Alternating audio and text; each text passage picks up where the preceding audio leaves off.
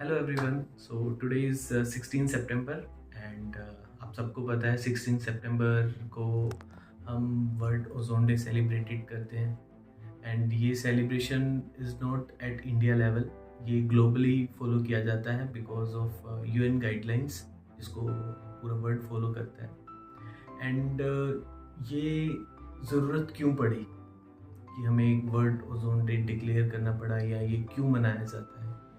Actually in 1987 एक protocol sign किया गया था यूएन के द्वारा विद ऑल द कंट्रीज, जिसमें ये गाइडलाइंस प्रोवाइड की गई थी कि जो ओजोन को इम्पेक्ट करते हैं सब्सटेंसेस, उन सब के यूजेज को रिस्ट्रिक्ट करने की, ताकि हर कंट्री के पास में ये अवेयरनेस हो कि अगर ये सब्सटेंस यूज़ किया गया तो उससे हमारी ओजोन के ऊपर इम्पैक्ट आए।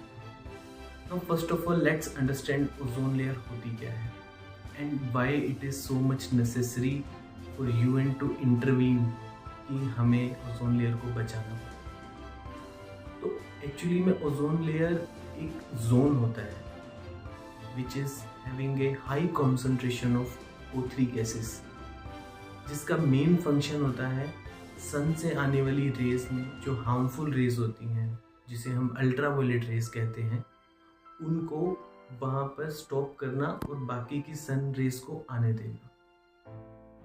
बिकॉज अगर वो रेज अगर ओजोन लेयर को क्रॉस कर जाएंगी, it will have very severe impact on our health, हमारी हेल्थ पर, प्लांट्स की हेल्थ पर, एनिमल्स की हेल्थ पर, सब पर बहुत ज़्यादा इम्पैक्ट आ सकता है। दैट्स वाई यूएन की गाइडलाइंस के अकॉर्डिंग CFC एक कंपोनेंट होता है जिसे हम बोलते हैं क्लोरोफ्लोरोकार्बन्स।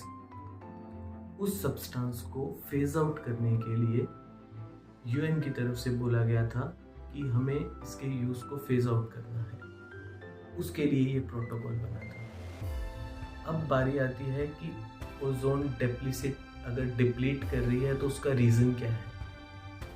ओजोन डिप्लीट हो रही है ये पता कैसे चलता है? ओजोन की एक थिकनेस होती है, उसकी थिकनेस को हम ऐसे मेज़र नहीं कर सकते किलोमीटर्स में या mm में। ओजोन की जो थिकनेस होती है उसे डॉब्सन यूनिट्स में मेज़र किया जाता है। ओजोन की जो स्टैंडर्ड थिकनेस है उसे 300 DU से जाना जाता है, और अगर ये थिकनेस 200 DU तक आ गई तो उसे ओजोन होल की कैटेगरी में डाल दिया जाता है, जो कि अभी